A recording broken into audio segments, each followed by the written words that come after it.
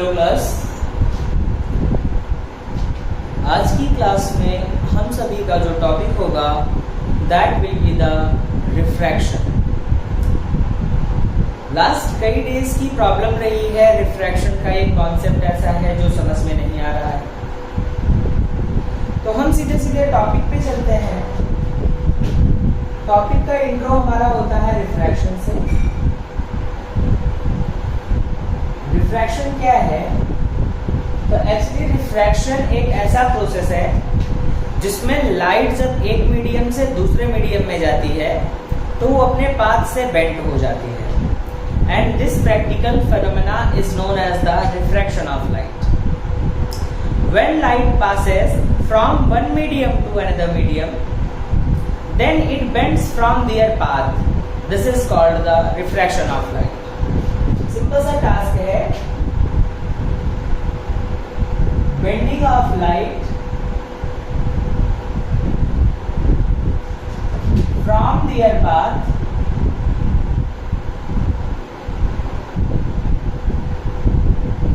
when passes from one to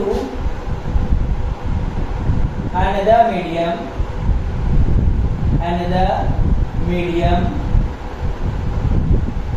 having different optical densities.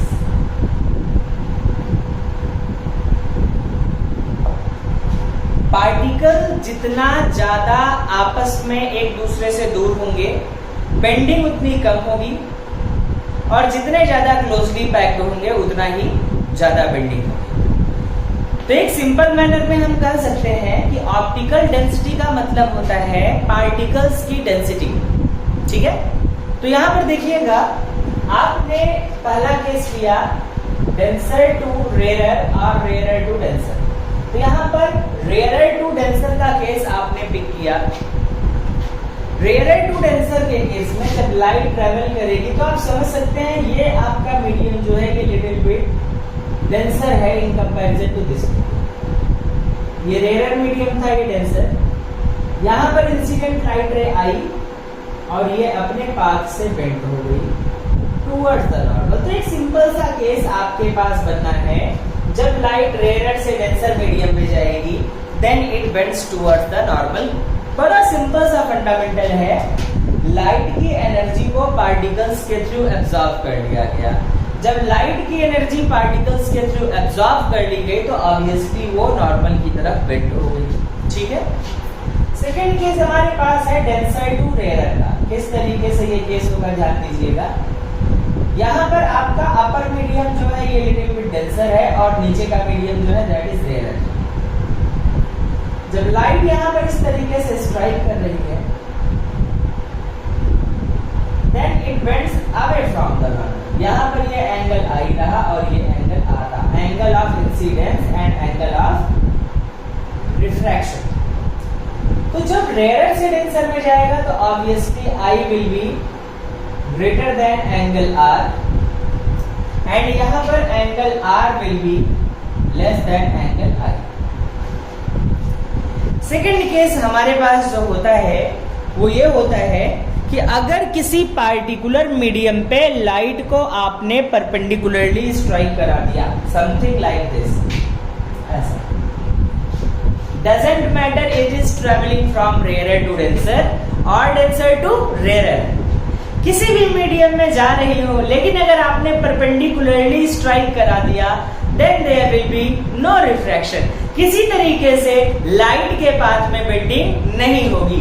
तो देखिएगा यहाँ पे ये मीडियम बाउंड्री होती है, एक ऐसा बाउंड्री जो टू मीडियम्स को डिवाइड करने का वर्क करेगा। यहाँ पर ध्यान दीजिएगा, जब ये परपेंडिकुलरली स्ट्राइक करेगी then it goes something like this without any type of deviation. बिना किसी तरीके की डेविएशन के ये नॉर्मली बिल्कुल इसी तरीके से चली जाएगी। अब देखिएगा यहाँ पर एंगल आई भी आपका 0 होगा और एंगल आर भी 0 होगा, एंगल आई भी 0 होगा और साथ ही साथ में आपका एंगल आर भी 0 होगा। कहीं पर किसी भी तरीके से कोई भी चेंज नहीं होना है, ठीक है। अब उसके बाद आपके पास एक और केस आता है, दैट केस इज कि what is the cause of refraction, refraction क्यों हो रहा है। तो यहां पर देखिए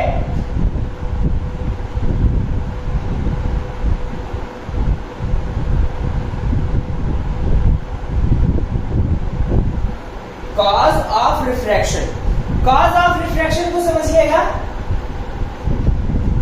कॉज ऑफ रिफ्रैक्शन होता है कि जब लाइट एक मीडियम से दूसरे मीडियम में जा रही है तो लाइट अपने पाथ से बेंट होती है। क्यों बेंट हो रही है? डेंसिटीज के रीजन से। एक्चुअली पार्टिकल्स बड़े डेंस हैं, उसने उसकी ज्यादा एनर्जी को एब्जॉर्ब कर लिया, और जब एनर्जी को एब्जॉर्ब कर दिया तो ऑब्वियस सी बात है वो अपने पाथ से डिफ्लेक्ट तो होगी ही होगी। जैसे अगर आप एक ओपन ग्राउंड में दौड़ रहे हैं तो आप बिल्कुल स्ट्रेट दौड़ते हुए चले जाएंगे, लेकिन अगर क्राउडेड प्लेस है तो वहां पर बेटा आपको डाइवर्जेंसेस तो करने पड़ेंगे। तो एक सिंपल सा फंडामेंटल यहां पर आपको बताया गया cause of refraction. Velocity of light changes when it passes from one medium to another medium due to different optical densities, which causes the refraction. जब एक मीडियम से लाइट को दूसरे मीडियम में ले जाते हो ना, तो उस टाइम पे एक्चुअली उनकी वेलोसिटी में चेंज हो जाता है। काहे चेंज हो जाता है, ठीक है ना। क्वेश्चन आता है क्यों चेंज हो जाता है। रीजन बड़ा सिंपल सा है बेटा, वहां पर चेंज इसलिए क्योंकि optical density, particle densities are different, particle densities are different, particle densities बिल्कुल अलग अलग हो जाती हैं। तो यहां पर देखिएगा वेलोसिटी ऑफ लाइट रे changes when it passes from one to another medium, one to another medium.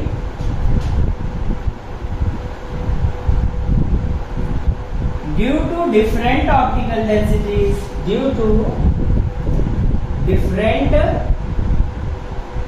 optical densities, which causes the refraction. यहां तक इतना सा कॉन्सेप्ट अपने पास रहा।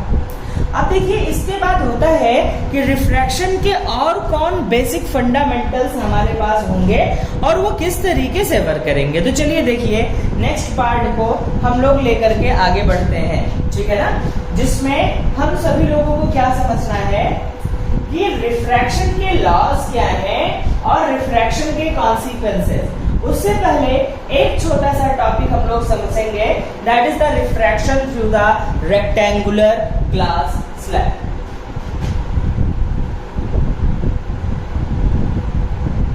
रिफ्रैक्शन थ्रू द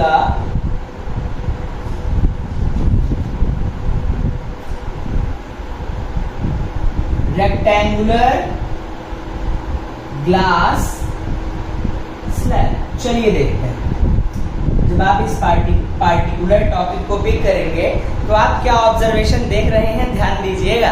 इसमें आपको बताया जा रहा है कि जब लाइट किसी रेक्टेंगुलर थिक ग्लास स्लैब से पास होगी then what observation is taking place. तो सबसे पहले आप यहाँ पर रेक्टेंगुलर थिक ग्लास स्लैब बना लीजिए ऐसा।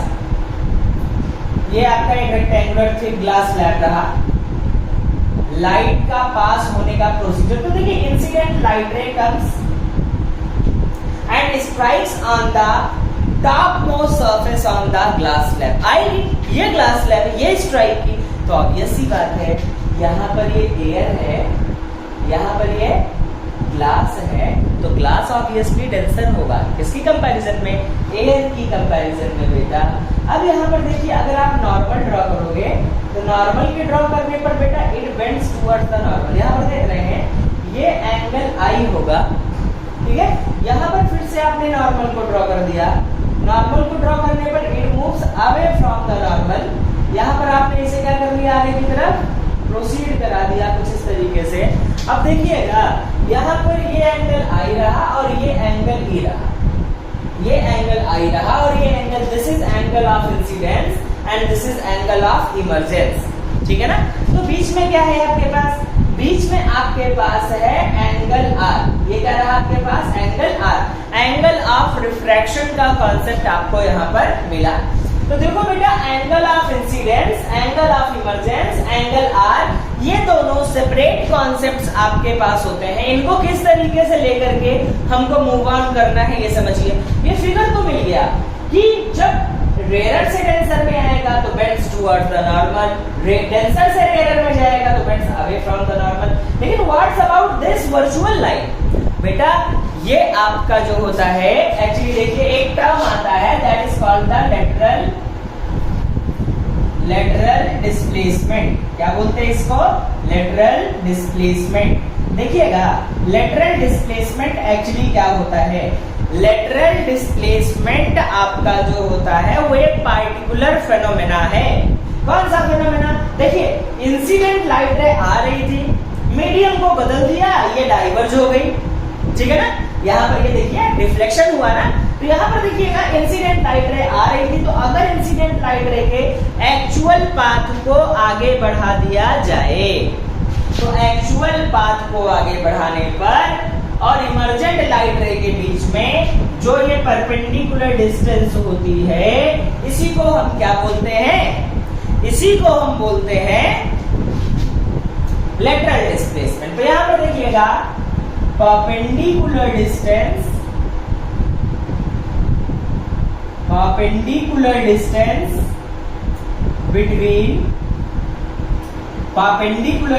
between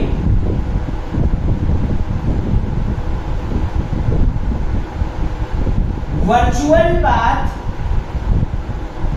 of incident light ray and emergent light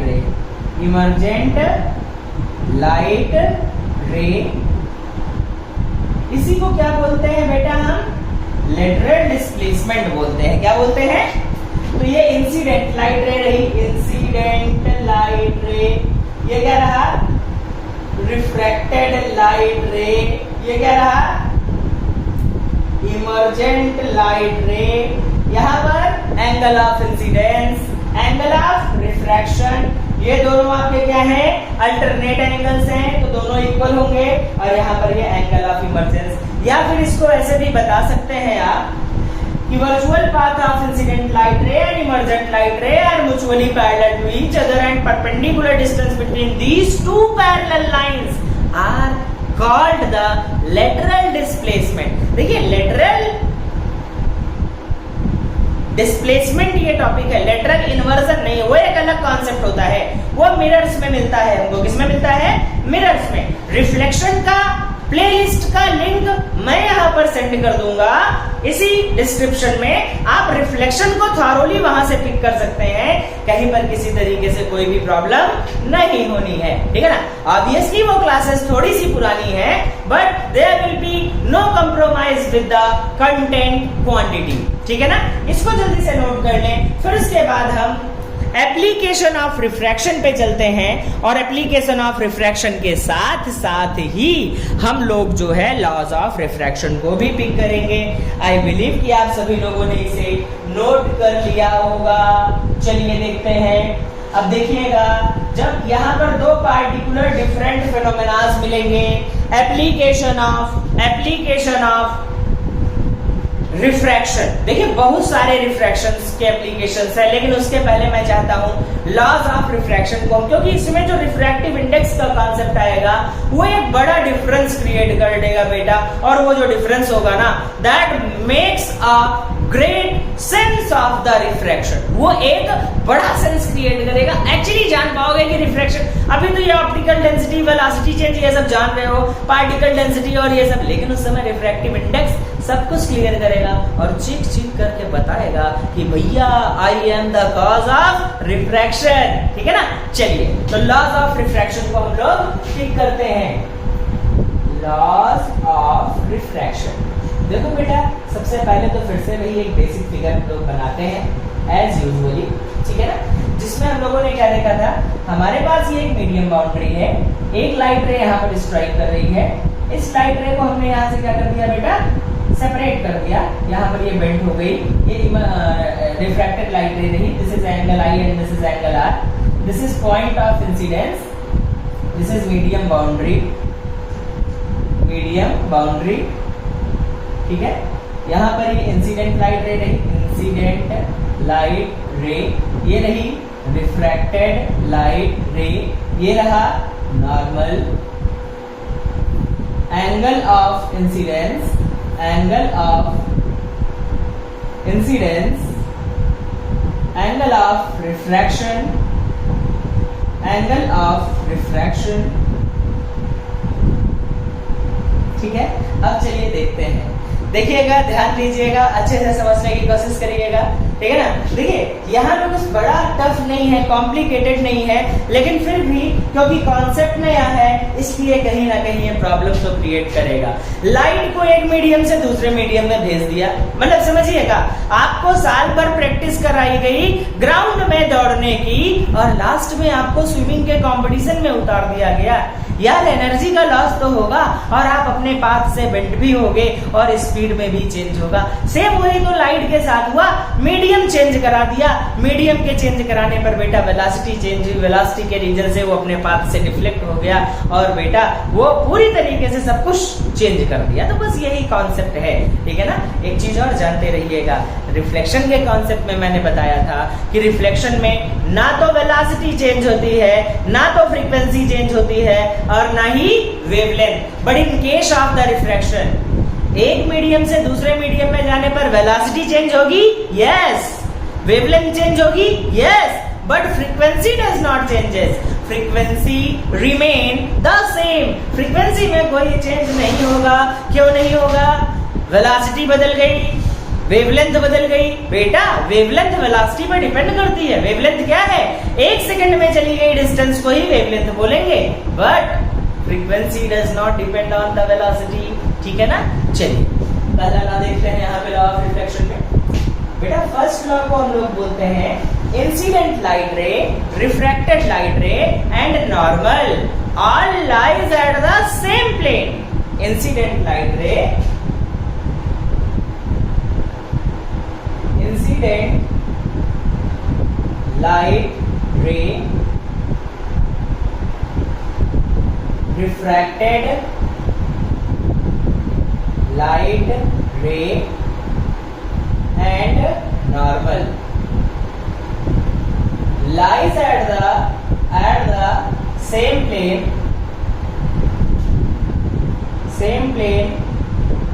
and at the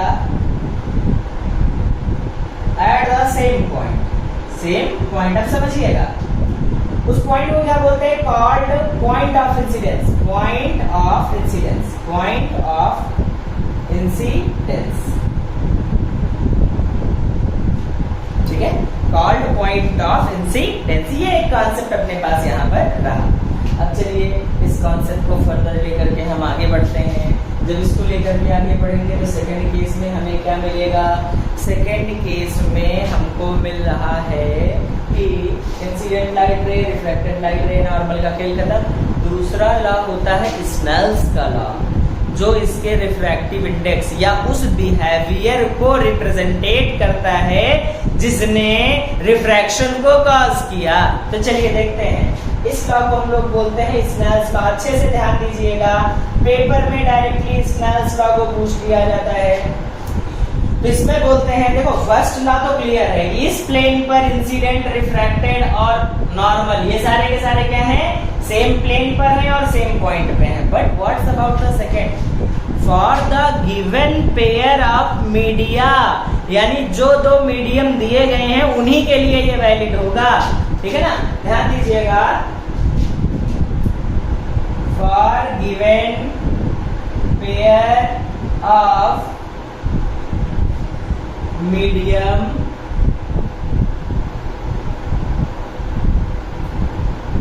the ratio of sine of angle of incidence angle of incidence to the sine of angle of refraction always remain constant. क्या होता है बेटा? constant, which is called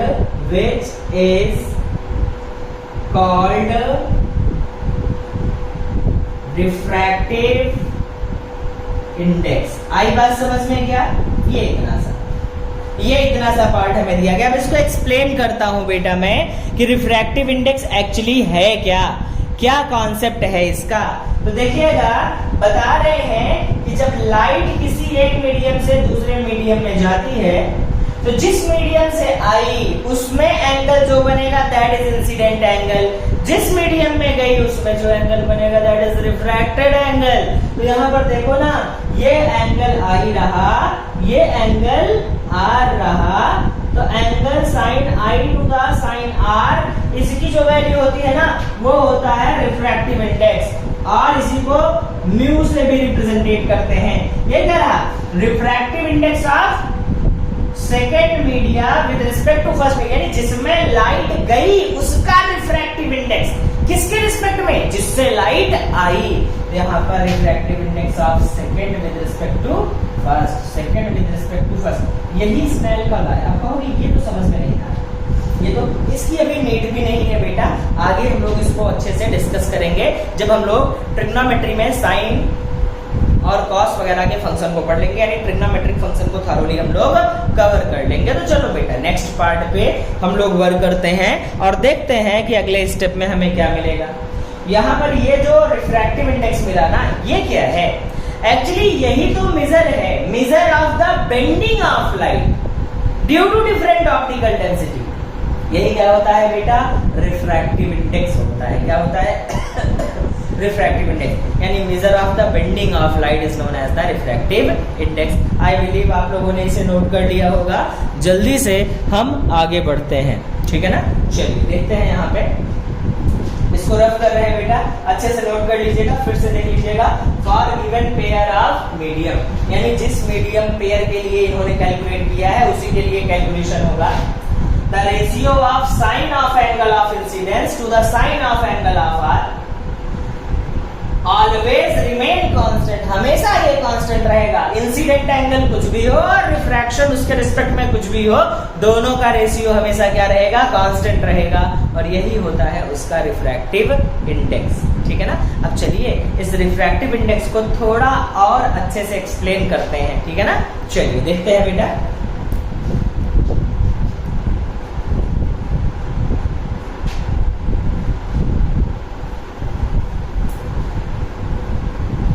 दो तरीके का refractive index होता है। Refractive index फिर से देखिए क्या है? रिफ्रैक्टिव इंडेक्स है measure of the bending of light is called the refractive index. क्या है?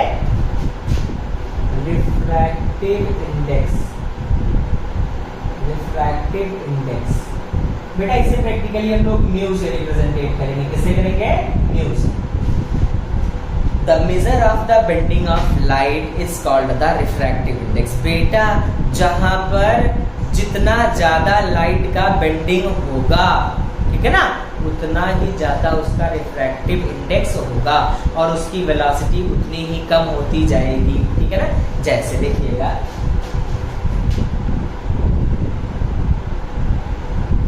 Measure of the bending of light, bending of light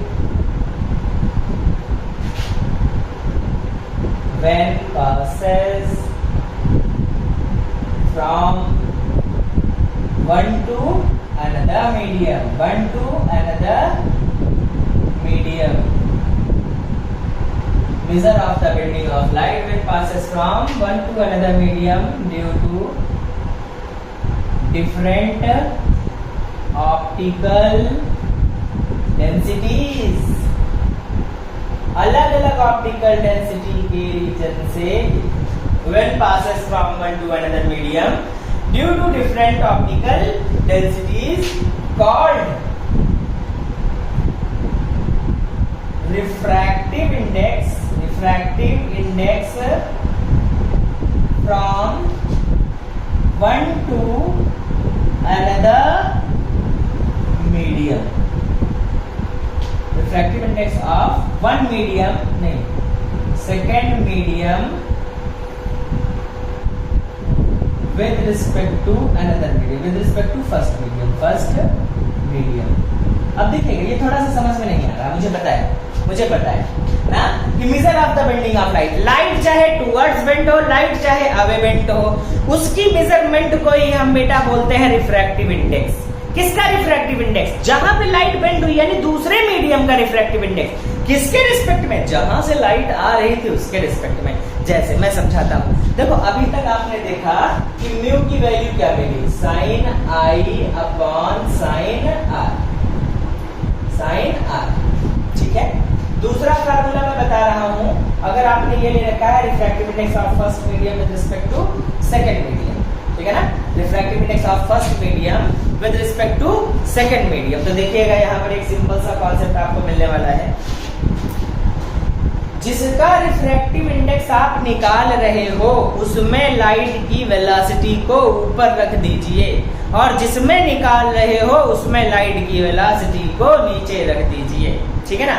समझिएगा इस चीज को, ठीक है ना। जैसे अगर आपको बताया जाए कि स्पीड ऑफ लाइट कितना होता है, 3 × 10⁻, c की वैल्यू कितनी होती है, 3 × 10⁸ metre per second, 3 × 10⁸ metre per second. अब कहा जाए कि इससे अगर कोई पार्टिकुलर लाइट है वो ग्लास में चली गई, किसमें चली गई, ग्लास स्लैब में। तो देखो बेटा कहा गया वेलोसिटी ऑफ ग्लास कितना होगा, 2 × 10⁻3 8 मीटर पर सेकेंड। ग्लास में लाइट की वेलोसिटी ये है और एयर में लाइट की वेलोसिटी c होती है, 3 × 10⁸ मीटर यानी 3 लाख किलोमीटर पर सेकेंड। अब कहा जाएगा what will be the refractive index of the glass. तो भैया देखो ना यहाँ पे कहा गया, देखो अब देखो यहाँ पे समझिएगा, यहाँ पर रिफ्रैक्टिव इंडेक्स ऑफ ग्लास निकालना है तो refractive index of second medium with respect to first medium ना। तो यहाँ पे क्या करेंगे, velocity of light in first medium to the velocity of light in second medium, या फिर absolute refractive index of second medium to the absolute refractive index of first medium. Absolute का मतलब क्या हुआ, एयर के रिस्पेक्ट में refractive index. समझिएगा जब आप सेकंड मीडियम का रिफ्रैक्टिव इंडेक्स फर्स्ट के रिस्पेक्ट में निकालोगे तब समझो बेटा। देखो पहले इसको समझो, हमने यहाँ पे निकालना है refractive index of glass with respect to air, ठीक है ना। किसका निकालना, रिफ्रैक्टिव इंडेक्स। अब यही भैया क्या दे रहा है, यही बता रहा है कि मीडियम कितना डेंसर या कितना रेयर है। तो चलो देखो बेटा, speed of light in air upon speed of light in glass. चलो देखो यहाँ पे 3 × 10⁸ metre per second upon 2 × 10⁸ metre per second. देखो भैया यहाँ पे सॉल्व करोगे तो इससे ये टेंशन मिला कितना, 1.5। तो समझे क्या, इसने बताया कि आपकी जो ऑप्टिकल डेंसिटी है ग्लास की that is 1.5 times of in comparison to air. समझ पा रहे हो मेरी बात को, that is 1.5 times of in comparison to air. Air की कंपैरिजन में कितना है, 1.5 टाइम्स। भैया ये दिया गया, ये एक कॉन्सेप्ट। दूसरा कॉन्सेप्ट देखो, अगर कहा जाए कि speed of light in air यही है but speed of light in water कितना है, 2.5 × 10⁸ मीटर पर सेकेंड। ऐसा कुछ भी दे दिया गया, भैया देखो अब कहा गया कि velocity refractive index of water with respect to air निकालो, refractive index of water with respect to air निकालो। तो क्या करोगे, C/VW यानी speed of light in air upon speed of light in water. भैया अप्लाई करो सीधे सीधे, जैसे ही अप्लाई करोगे आप क्या देखते हो, it will be 3 × 10⁸ metre per second upon 2.5 into 10 to power 8। भैया ये कैंसिल हो गया और मिला कितना 25। सॉल्व करो यार इसको। 6/5 यहाँ पर कितना होगा 1.25 के आसपास, सॉरी यहाँ पर 1.2 के आसपास आपको ये रिफ्रैक्टिव इंडेक्स मिल जाएगा। कितना मिलेगा 1.2 के आसपास आपको रिफ्रैक्टिव इंडेक्स मिल जाएगा। ठीक है ना। तो देखो यहाँ पर कुछ अलग नहीं है, यहाँ पर कॉन्सेप्ट बिल्कुल सेम है, जिसमें आपको बताया जा रहा है कि refractive index of glass with respect to air ये होगा और refractive index of glass with respect to. एक लास्ट कॉन्सेप्ट आज की क्लास में बच्चों हम और भी करेंगे, जिसमें अभी तक तो हमने सबको एयर के रिस्पेक्ट में निकाला, ग्लास का एयर के रिस्पेक्ट में बहुत सही, वाटर का एयर के रिस्पेक्ट में बहुत सही, लेकिन अब कह दिया इन्होंने कि वाटर का ग्लास के रिस्पेक्ट में निकालो। क्या निकालो refractive index of water with respect to glass. तो अगर दोनों की वेलोसिटीज पता, मैंने फिर से बताया ना, अगर ये दे दिया जाए कि रिफ्रैक्टिव इंडेक्स निकालो किसका वाटर का, किसके रिस्पेक्ट में ग्लास के रिस्पेक्ट में, तो या तो velocity of light in glass upon velocity of light in water रख दो, या तो इसकी जगह पे क्या कर दोगे, इसकी जगह पे क्या कर दोगे, इसकी जगह पे आप अप्लाई कर दीजिए refractive index of water with respect to air upon refractive index of glass. यार हमें ये भी पता है, लेकिन जब न्यूमेरिकल दिया जाएगा तो उसमें कोई एक चीज रहेगी। तो यहां पर हम इसको ऐसे सॉल्व करते हैं। कितना मिला ये 1.5, ठीक है ना। Sorry refractive index of water कितना मिला आपको, वाटर का मिला 1.2 और ग्लास का कितना मिला आपको भैया 1.5। सॉल्व कर लो। 12/15, 3/4/5, 0.8। अब देखिएगा वाटर का ग्लास के रिस्पेक्ट में रिफ्रैक्टिव इंडेक्स, यानी वाटर लेस डेंस होता है किसकी कंपैरिजन में, ग्लास के। इसीलिए देखो वैल्यू किससे कम आ गई 1 से कम, यानी 1 से कम का मतलब जो आपका ग्लास होगा, वाटर होगा, वो ग्लास की कंपैरिजन में लेस क्या होगा आपका, हाँ बिल्कुल सही है, आपका लेस डेंस होगा। भैया ये जो मिला इसको बोलते हैं रिलेटिव रिफ्रैक्टिव इंडेक्स। रिलेटिव का मतलब रिफ्रैक्टिव इंडेक्स, मतलब रिलेटिव का मतलब किसी एक मीडियम का रिफ्रैक्टिव इंडेक्स दूसरे के केस में, ठीक है ना। और यहां पर बेटा ये जो मिला हुआ है इसे बोलते हैं एब्सोल्यूट रिफ्रैक्टिव इंडेक्स। क्या बोलते हैं, एब्सोल्यूट रिफ्रैक्टिव इंडेक्स। इसका मतलब क्या हुआ, एब्सोल्यूट रिफ्रैक्टिव इंडेक्स का मतलब एयर के रिस्पेक्ट में। तो यहाँ पर एक फाइनल कंक्लूजन जो निकला हुआ है कि किसी मीडियम 2 का रिफ्रैक्टिव इंडेक्स फर्स्ट के रिस्पेक्ट में sin I to the sin R या फिर V1 upon V2, यानी velocity of light in first medium to the velocity of light in second medium, और refractive index of second medium with respect to refractive index of first medium. ये इतना सा concept रहा। एक paper में question अक्सर आपको दे दिया जाता है कि 3 रिफ्रैक्टिव इंडिसेस दे दिए गए। यहाँ पर ध्यान दीजिएगा, एक छोटा सा क्वेश्चन। μ1 की वैल्यू दे दी गई 1.33, μ2 की वैल्यू दे दी गई 1.5, μ3 की वैल्यू दे दी गई 2। कहा गया कि किसमें स्पीड ऑफ लाइट मैक्सिमम होगी, भैया जिसका रिफ्रैक्टिव इंडेक्स सबसे ज्यादा उसमें स्पीड ऑफ लाइट सबसे कम, ठीक है ना। देखो भैया यहाँ पर सबसे कम है तो वेलोसिटी इन फर्स्ट मीडियम मैक्सिमम होगी, ठीक है। वेलोसिटी इन सेकंड मीडियम इससे कम होगी and velocity in third medium सबसे कम होगी। इस चीज को ध्यान रखिएगा। इससे ये पता चला कि refractive index is inversely proportional to velocity of the light in that medium. ये इंपॉर्टेंट केस आपके पास रहा। इतने कॉन्सेप्ट पे बेटा आज की क्लास को हम सभी लोग ओवर करेंगे। कल की क्लास में ऑब्वियसली इससे थोड़ा सा और आगे, जिसमें एप्लीकेशन ऑफ रिफ्रैक्शन, जिसमें हम लोग डिस्कस करेंगे कि किस तरीके से हम सारे कॉम्बिनेशंस को, TIR क्या होता है, क्रिटिकल एंगल क्या होता है, साथ ही साथ में इसके प्रैक्टिकल एप्लीकेशन, वाटर में नींबू लेमन को डालने पर लेमन की साइज बड़ी हो जाती है, स्टिक को डालने पर स्टिक क्या हो जाता है, बेंड हो जाता है। स्टार्स ट्विंकल करते हैं, क्यों करते हैं? ये सारे के सारे बेटा एटमॉस्फेरिक रिफ्रैक्शन के कॉज हैं। तो इन सारी चीजों को कल की क्लास में हम सभी लोग पिक करेंगे। This is sufficient for today. If you like the video then please share it for the help of other students. Thank you guys, most welcome all of you.